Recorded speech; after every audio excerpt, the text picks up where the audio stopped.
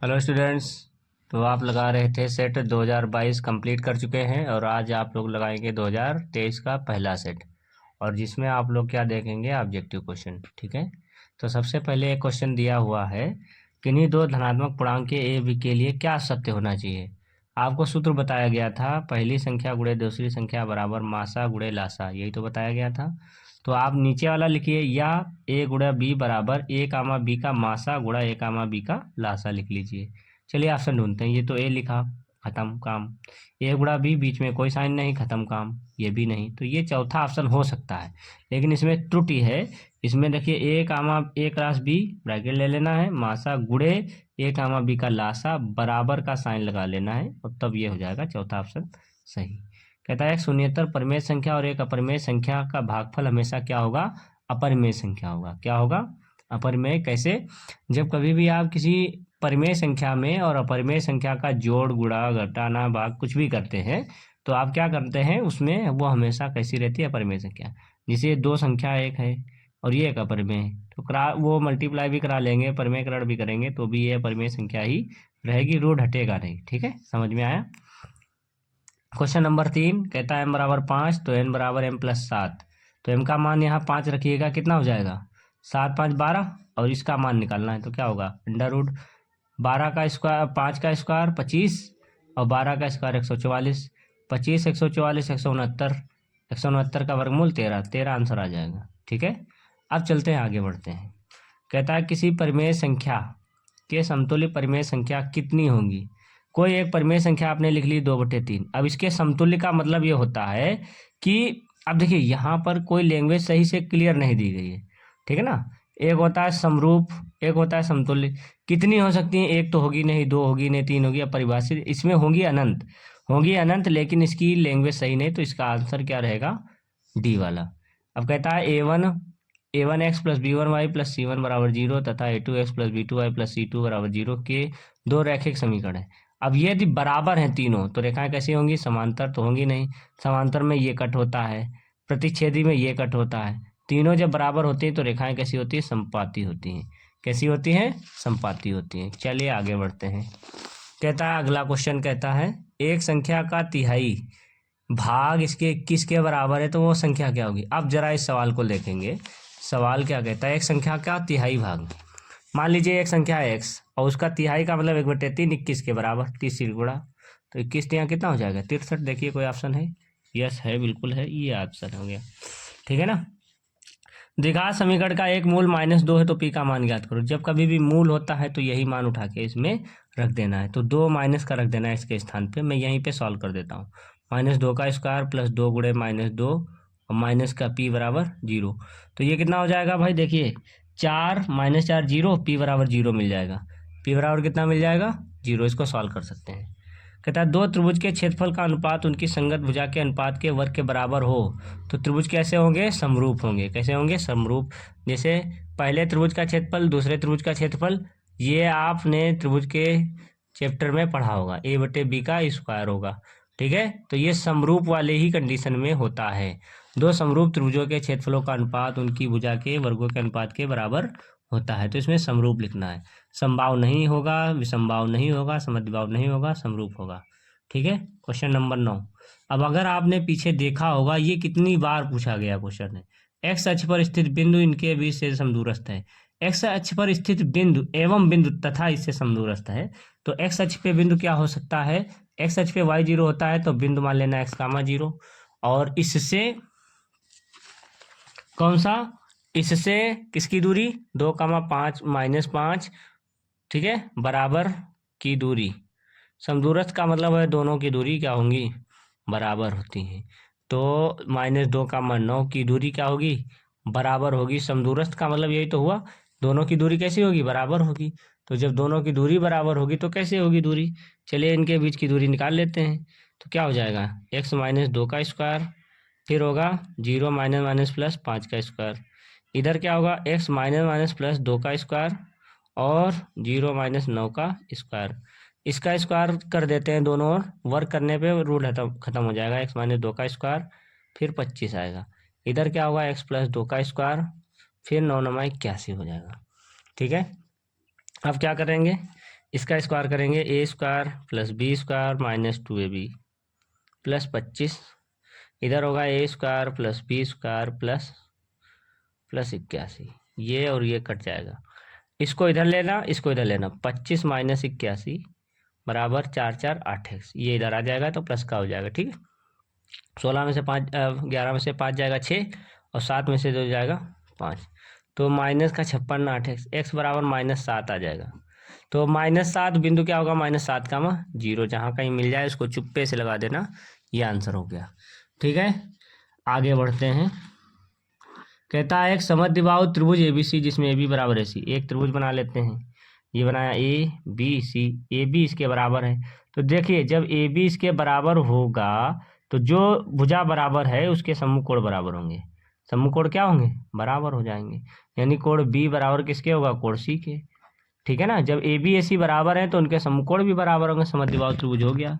कौन सा ऑप्शन सही दिख रहा है, तीसरा ऑप्शन सही हो जाएगा। ठीक है, त्रिभुज एबीसी में ये देखिए कई बार इंपॉर्टेंट है भाई, कई बार रिपीट हो चुका है, 2022 में आपने देखा होगा कई बार रिपीट हुआ। ए बी 6√3 ए सी 12 तो बी सी 6, तो कोण बी की माप क्या होगी, ध्यान से देखिए। जैसे आपने बनाया, सबसे ज़्यादा बड़ी भुजा कौन सी दिखाई दे रही, ये ए सी हो गई, तो ये आपने ए सी बना लिया 12।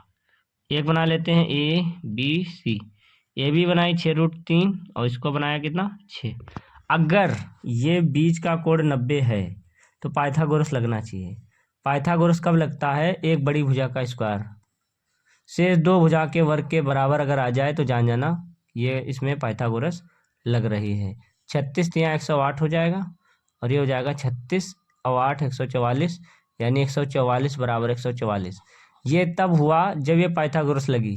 पाइथागोरस का मतलब हुआ ये कर्ण हुआ, कर्ण के सामने हमेशा 90 होता है, तो बी कोण क्या हो जाएगा 90 डिग्री। तो इसमें बी कोण कितना हो जाएगा 90 अंश।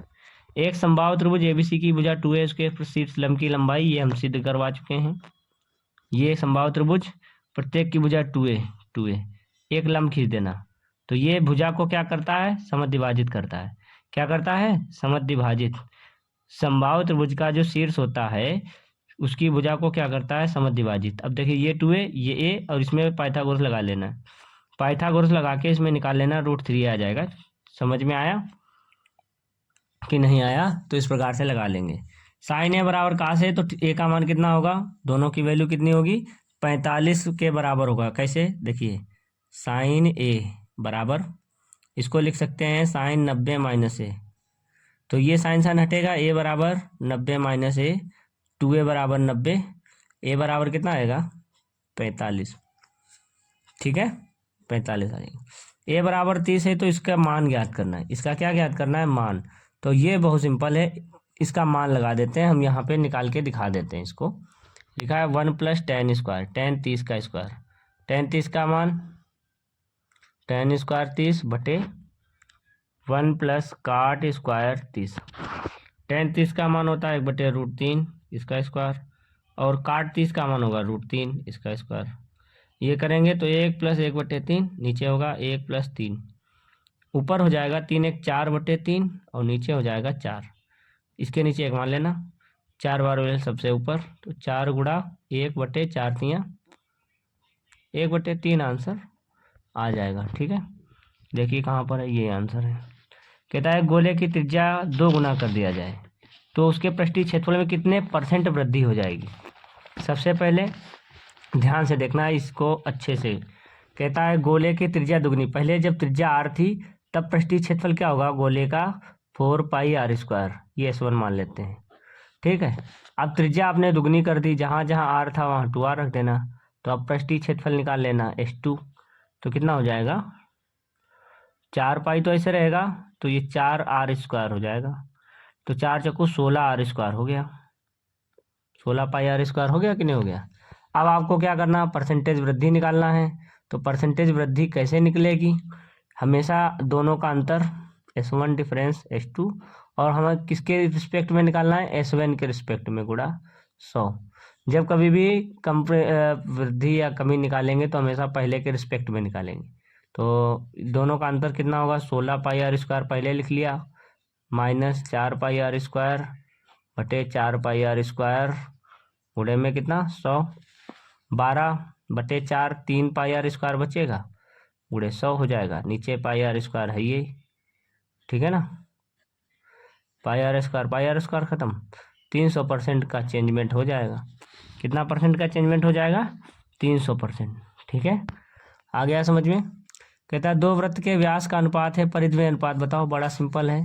दोनों वृत्त के व्यास क्या होंगे? 2r1 बटे 2r2 बराबर 4/9 है, ये कटेगा, तो यानी कि आया r1 बटे r2 4/9। परिधि का अनुपात ज्ञात करना है, 2πr1 बटे 2πr2, दोनों कट जाएंगे, r1 बटे r2 ही तो आएगा, तो यहाँ से 4/9 ही आ जाएगा। कहता है निम्नलिखित सारणी में माध्य होगा, ये तो आप निकाल सकते हैं अपने आप। किसी बारंबारता बंटन का माध्य इतना, बहुलक कितना, माध्य कितना, माध्य ज्ञात करना। सबसे पहले ज्ञात करना है बहुलक।